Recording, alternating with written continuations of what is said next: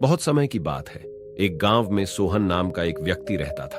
उसने तय किया कि उसे इस जीवन की हर मोह माया को त्याग देना है और सन्यासी बनना है। और वह यह सोच अपने गुरु के पास गया और गुरु से कहा, मुझे सन्यासी जीवन जीना है। गुरु ने पूछा, क्या तुम सच में सन्यासी बनना चाहते हो? सोहन ने बोला, हाँ गुरुजी। तब गुरु ने कहा, ठीक है, आज के बाद से तुम मुझसे उसी दिन मिलना जब मैं तुम्हें खुद ही बुलाऊंगा। इस आश्रम में 500 से भी ज्यादा सन्यासी हैं। तुम्हें भी उनके तरह रहना होगा, उनके लिए चावल कुटना होगा। सोहन ने कहा, ठीक है। तब उसके गुरु ने एक कमरे की ओर इशारा करते हुए कहा, वहां जाकर बैठ जाओ। और वह जाकर एक बंद कमरे में चुपचाप बैठ जाता है और उसे चावल कूटने का काम दे दिया जाता है। वह रोज 500 सन्यासी के लिए चावल कूटता है। जब वह थक जाता तो वहीं सो जाता और फिर वापस उठकर चावल कूटने लगता है। उसे लगता था जब गुरुजी को उसकी जरूरत होगी वह खुद उसे बुला लेंगे, और इसी इंतजार में वह रह गया। वह सुबह से शाम तक बस चावल कूटता रहता, क्योंकि गुरुजी ने उसे यही करने को कहा था। 12 सालों तक यही चलता रहा, लेकिन तब तक वह बेहद शांत हो गया था। उसके मन में न कोई विचार, न कोई अड़चन। वह इसी काम में लगा रहता था। 12 सालों में यह उसकी दिनचर्या बन चुकी थी। 12 साल बाद गुरुजी को लगा कि अब उसके जाने का वक्त आ गया है।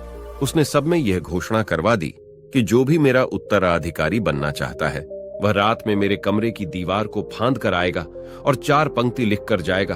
उस पंक्ति में जीवन को कैसे सही तरह से जीना है उसे लिखना होगा।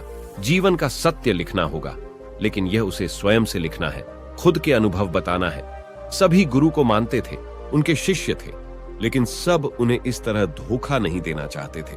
उनके आगे खुद को प्रस्तुत करना आसान नहीं था। हिम्मत तो सभी शिष्य में थी, लेकिन यह काम कोई करना नहीं चाह रहा था। उन्हीं में से एक विद्वान शिष्य ने यह कर दिखाया। उसने दीवार फांक कर कमरे की दीवार पर 4 पंक्ति लिख दी, जिसमें लिखा था कि मन एक दर्पण की तरह है जिसमें धूल जम जाती है। उस धूल को साफ कर दो, सत्य अनुभव में आ जाता है और सत्य मिल जाता है। सुबह गुरु उठे तो उन्होंने देखा और बोला, यह किस मूर्ख ने मेरी दीवार खराब कर दी, उसे पकड़ कर ले आओ। लेकिन वह विद्वान यह लिख रात में ही भाग गया था, क्योंकि यह विचार उसके नहीं थे। उसने जाते समय अपने मित्रों से कहा था कि अगर गुरु को यह लाइन पसंद आ जाए तो मुझे बता देना, परंतु अगर वह क्रोधित हो जाए तो उन्हें मेरा पता मत बताना। सब चिंतित हो गए थे। सभी लोग यह मानते थे कि इतनी सुंदर शब्द तो है, मन एक दर्पण की तरह है जिसमें शब्दों विचारों की धूल जम जाती है। वही उसे साफ कर दें तो सत्य का प्रतिबिंब दिखाई देने लगता है। इसमें कहां कुछ गलत है। गुरु कुछ ज्यादा ही सख्त हैं। देखते हैं वह इससे अच्छी बातें कहां से लाते हैं। पूरे आश्रम में यही बातें चल रही थी। उन्हीं में से 4 व्यक्ति एक दूसरे से बात करते हुए उस चावल कूटने वाले के पास से निकले। उनकी बात सुनकर वह हंसने लगा। वह चारों ये देख सोचने लगे और पूछा, इसमें हंसने की क्या बात है? तब वह बोला, सही तो कह रहे हैं गुरुजी, किस ना समझ ने ये लिखा है। ये सुन वह चारों भड़क गए और बोले, तुम क्या जानो इसका मतलब? इतने सालों से बस चावल ही कूट रहे हो, तुम्हें शास्त्रों के ज्ञान के बारे में क्या पता? अगर इतनी लाइन गलत है तो तुम इससे अच्छा कोई शब्द बताओ। वह व्यक्ति बोला, ठीक है मैं बता दूंगा, लेकिन मैं इतने सालों में चावल कूटते कूटते लिखना भूल गया हूं। किसी को लिखना पड़ेगा। और हाँ, ये जान लो, मुझे उत्तराधिकारी बनने का कोई शौक नहीं है। अगर मुझे यह उपाधि मिली भी तो मैं नहीं लूंगा। तब उन चारों ने कहा, अरे तू हमें बता, हम लिखते हैं। व्यक्ति ने कहा, लिखो। कैसा दर्पण कैसी धूल, ना कोई दर्पण ना कोई धूल, जो इसे जान लेता है सत्य को प्राप्त हो जाता है। आधी रात को यह पढ़कर गुरु उस चावल कूटने वाले सोहन के पास गए और कहा, अब तू यहां से भाग जा, वरना ये 500 के 500 तुझे मार डालेंगे। यह मेरा चोगा ले।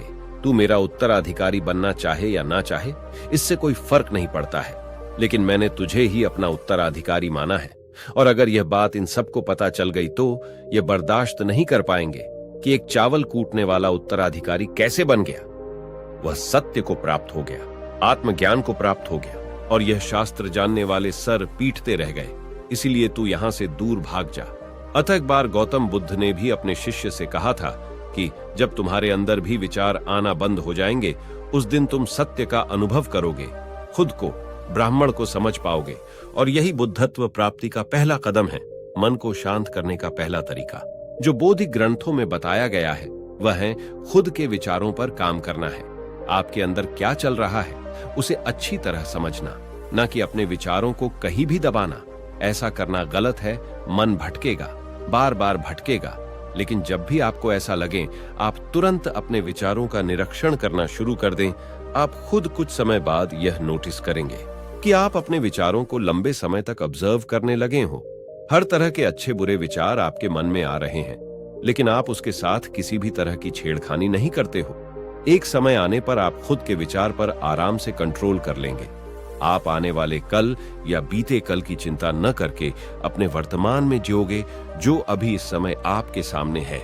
आपको उसी पर अपना ध्यान केंद्रित करना है। आशा करता हूं कि यह कहानी से आपको कुछ सीखने को मिला होगा। कहानी अच्छी लगी हो तो वीडियो को लाइक और चैनल को सब्सक्राइब जरूर कर लें। धन्यवाद।